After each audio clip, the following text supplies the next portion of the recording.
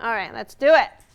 So this chapter is about physical development of infancy, okay, during the first part of life, right? We have this conception and genetics, chromosome, DNA, and genes. So how to process those conception, ovum, sperm, zygote. It's just the biological fact, okay? And this is not the biological psych class. So I just list the facts, biological, okay? DNA, genes, chromosomes. But let me explain a tiny bit.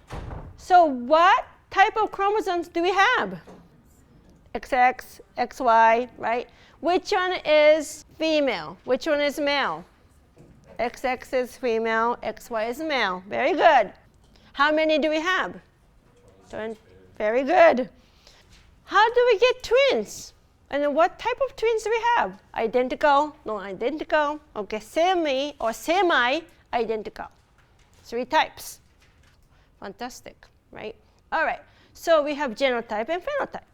Genetic blueprint and observable characteristics. So we have dominant recessive genes, right?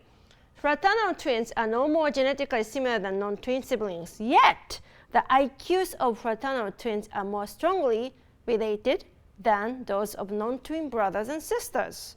What explanation can you think of to explain this difference? Same genes. Same genes. Same genes, but also throughout pregnancy, the twins are together and they're already in contact, they're fully aware of each other. Yes. Even since birth, and they can't even fully articulate words, they have conversations. Yes. Patterns noticeable Yep. with pitch and tone and learning interactions. Very good, because that's so true, genes. And then they already start interacting with each other in the womb. Because when they're born, they already have some roles to play. They communicate without talking. They know exactly what the others are thinking. Yes, they do. They do excellent. The term environment is extremely broad. What are some of the individual variables that comprise an individual's environment? Physical environment, social environment. Yeah, those are the ones. Because it's environment, right? That's just broad. Yeah. So you can say physical, social, environment. So what do you think about that?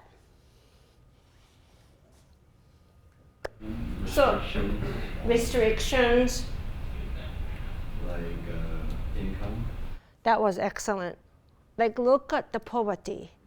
And then, because unfortunately, single parents tend to go their poverty, they cannot provide the nutritious food, and that might impact the children's growth intellectually and physically, right? So start to say the same genes, but because of the physical environment or social environment. Just like in North Korea, the children tend to be, I think it was 60 pounds lighter and a third of the height less than children in South Korea because they're family. Because they don't have much to eat. Government really controls everything. That's so sad, but it's so true. That's the good example of environmental influence. Okay, very good, excellent. Whose hair do you have? So on the next slide, you'll see the genetics of hair type. Did you answer the above question correctly? So think about your hair and think about your parents. So here is the parents' genotype. Straight, curly hair, straight, curly, okay? Possible offspring genotype, right here. Straight, curly hair, curly hair, curly hair. Like you said, curly hair is the dominant genes. So, more likely, chances are the kids have curly hair than straight hair, because straight hair is recessive genes. It has to be paired to have straight hair. Okay? Eye color too. Okay? There is some dominant genes right here. This is the list. I love those lists because it's so easy for you to just see it and then aha, right? Okay. Curly hair. Okay.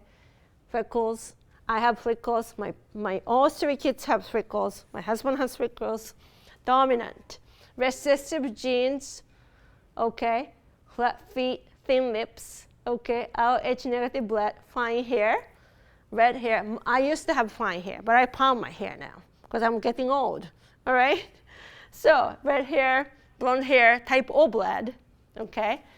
And height, blood type, and then eye color, skin color, personality, okay? So genomic imprinting, some genes biochemically marked at time over and sperm develop, and mitochondrial inheritance, genes and mitochondria, okay? So it's just a different, so this is it, multifactorial inheritance, okay? So inheritance affected by genes and environment. So 5 general principles, okay? In what ways have genetics and environment integrated to influence your development? So depends on mother's health, the environment, mother's mental health too, not only physical, mental, okay? Personality, okay? Many different, and then nutritious, okay? Those are the disorders. So 1 of 22 pairs of autosomes that are involved in sex determination. Then recessive disorder, 2 copies of the abnormal gene must be present for the disease or trait to develop. So abnormal gene from one parent sufficient to inherit disease or trait.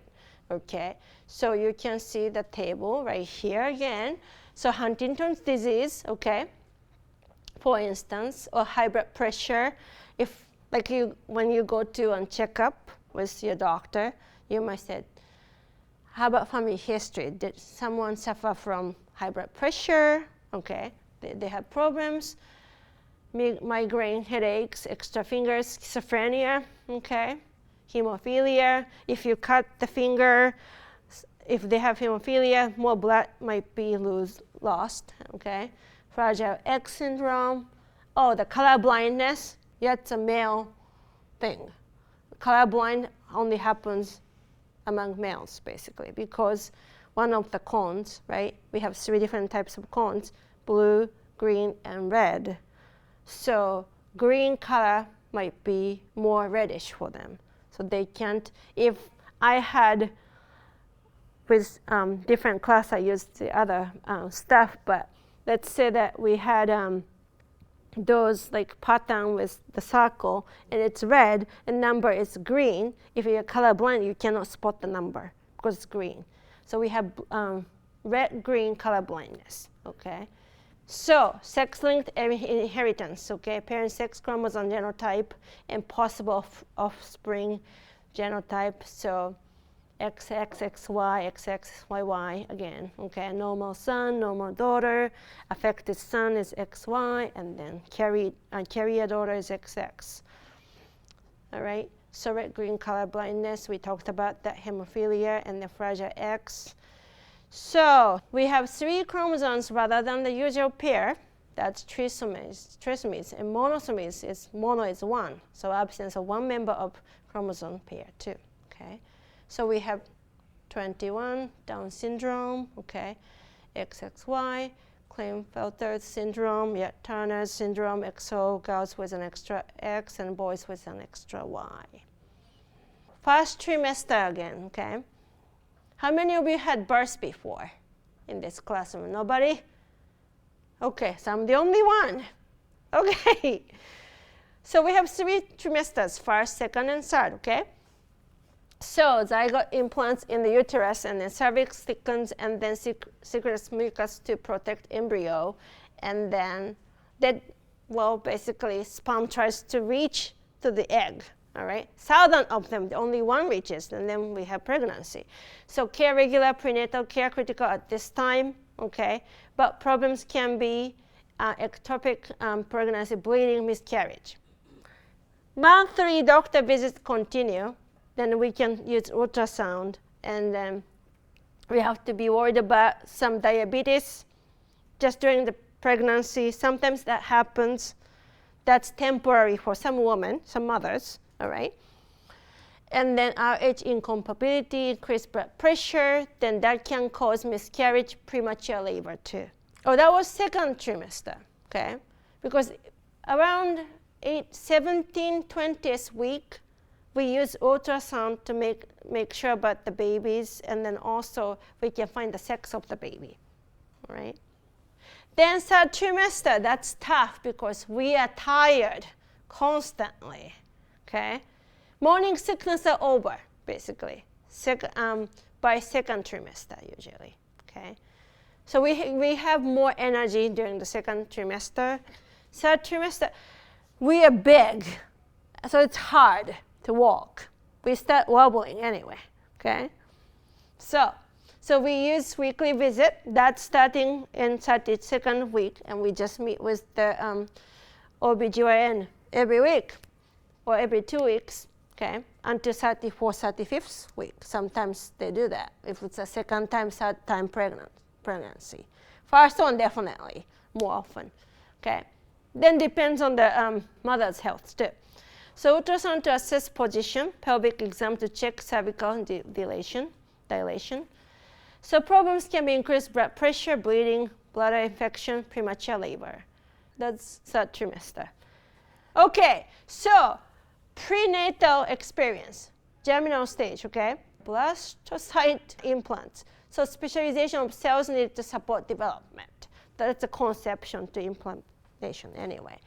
Then 2 to 8 weeks after conception, neural tube develops already, forms foundations of all body organs and systems.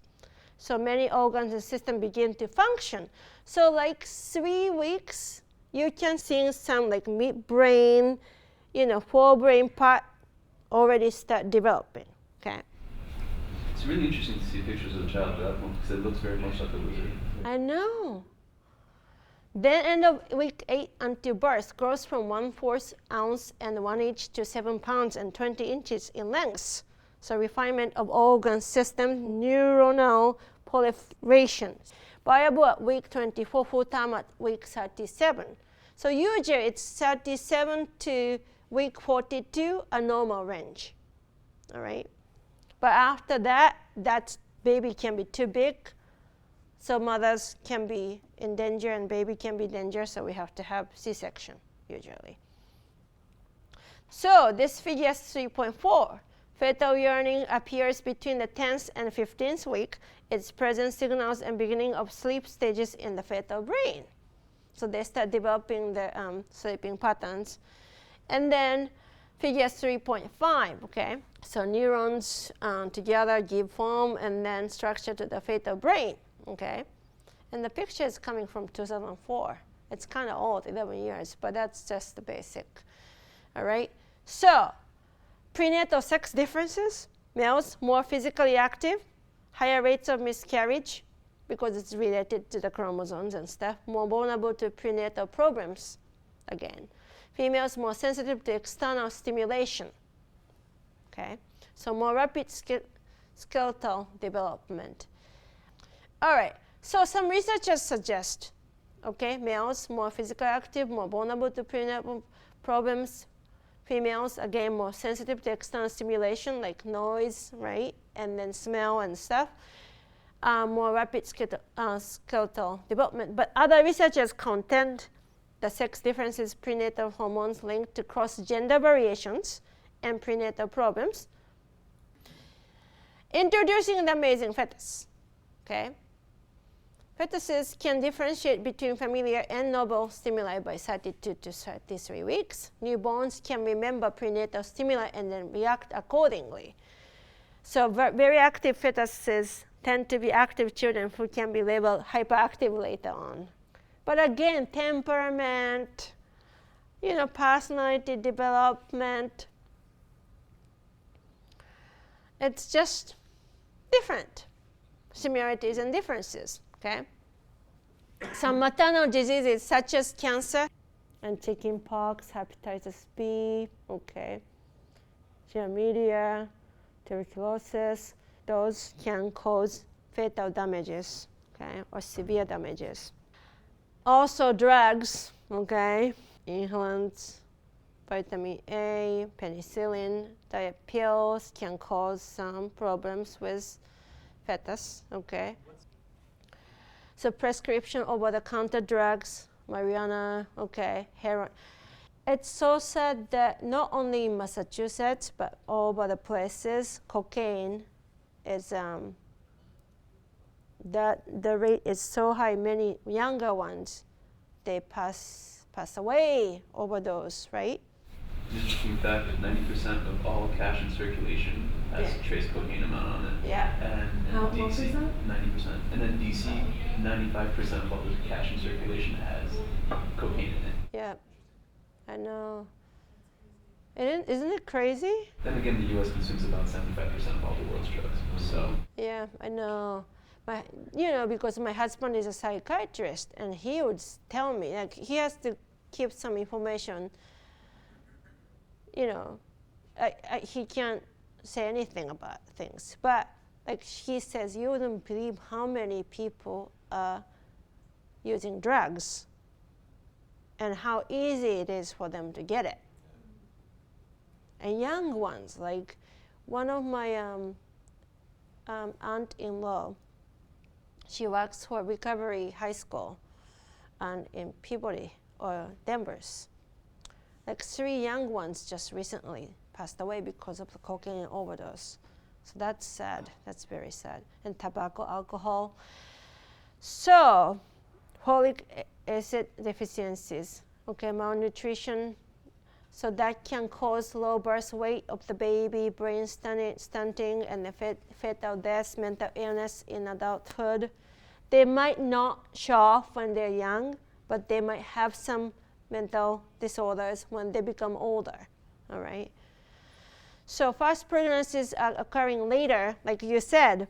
Average age is now 25.1, and then average marriage age too, that's getting higher. Like 28 instead of like 23, 24. So women over 35 have higher risks of pregnancy complications, okay? So teenage mothers have higher risks during and after birth too, okay? So kinds of illness, depression, okay? Epilepsy, diabetes, lupus, okay? So prevention, monitoring of mother and fetus necessary for most illnesses, and also fetal maternal specialist high-risk patient, okay? Also, limit exposure to lead and mercury, okay? So when I was pregnant, I was told that don't eat certain fish, okay? Just only maybe once in 2 weeks, that's okay. Avoid possible harmful chemicals too, right? Okay. So maternal stress and depression are related to higher risk for the fetus too. So social support and counseling can definitely help, okay? And also mixed information from research though. So there's no like right, wrong answers again. Each person is different. Some people are more vulnerable to be depressed during the pregnancy or after baby is born, right? Because of hormonal changes, it can be like just during the time that they're pregnant and they just had babies, or it can be just chronic, like since they were young, okay? We can use ultrasonography and CVS, chronic various sampling, amniocentesis to check it. So for instance, if we do that, we can kind of rule out if we have babies with Down syndrome or not, right? Okay, the blood test, okay. So, labor, an overview, contractions, dilation of the cervix, actual delivery of the baby, delivery of the placenta, and umbilical cord, okay. So this is it, before labor begins, okay. It's graphic, but right here, okay, uterus, bladder, pubic bone, birth canal, cervix, rectum, okay. Before labor begins, then early labor, okay, they're trying to push, right? Push out. And transition just before the baby's head enters the birth canal and the baby's head before crawling, right there, okay? Then stage 2, the head is crawling and then the head emerging, okay? The third stage of labor, the placenta, okay? Corning loose and about to emerge, and then pelvis after the delivery, right there, okay? So birth complications, C-section deliveries, cesarean deliveries performed, fetal distress, like my second one, okay, breech presentation like I was, okay, birth size, poor progress during labor, mother's health and age concerns. I was healthy, my age was higher than regular, but I was healthy, pregnancy was healthy. But each 3 times I had difficulty with birth because of my size and baby's size. My bones here are more smaller and tighter than people who have a bigger size. So that's why too. All right, so Apgar scale. So assessment is important to make sure that the baby's physical health is very good condition, okay? So heartbeats per minute, respiration, muscle tone, reflexive response, okay, as you all said that, and then color of lips, palms, and soles of feet, all right? Low birth weight below 2,500 grams, 5.5 pounds, and then mostly born before week 38, small for date neonates, and then risks respiratory disease syndrome or distress syndrome. Adequate parental education support reduces the risk of complications, okay, because those can be prevented, because smoking definitely contributes low birth weight of the baby, okay. So development is best assessed on an individual basis. 2/3 of 3/4 of preterm infants catch up by school entrance. So lowest birth weight and earlier gestational age are associated with long-term developmental delays. But they have many things to help the babies, okay? It's much better medically compared to maybe 30, 40 years ago, okay? So the use of music by NICU staff and parents to support the development of preterm infants is an active area of research in the emerging field of music therapy. And some research findings indicated that preterm infants ate more and gained weight faster with music, and then discharged earlier, the mothers and the babies, and the higher oxygen saturation levels and stronger infant-parent emotional bond. Babies can hear well since they're in mother's womb. And then they like the noises, they like the sound, okay? Their vision is not great when they're born. It takes a couple of months to look the parent's face better. It's so blur. And color too. First 2 months or 3 months, if you went to the bookstore and if you looked at the baby books, certain books are only black, white, and red, because babies cannot distinguish the color yet, because the visions are not fully developed yet. But the noise and smell, from day one, they're very fine. Like they can distinguish the noises, smells. If the odor is bad, they will turn away from that bad smell. How could the research on singing to preemies be put into practice in neonatal intensive care units in non-disruptive ways? Yeah, it's nice. It's a good question, but that's not like a critical question that we discuss in this class right now, okay? So you guys use this for more intellectual stimulation if you want, but I think I covered important stuff already.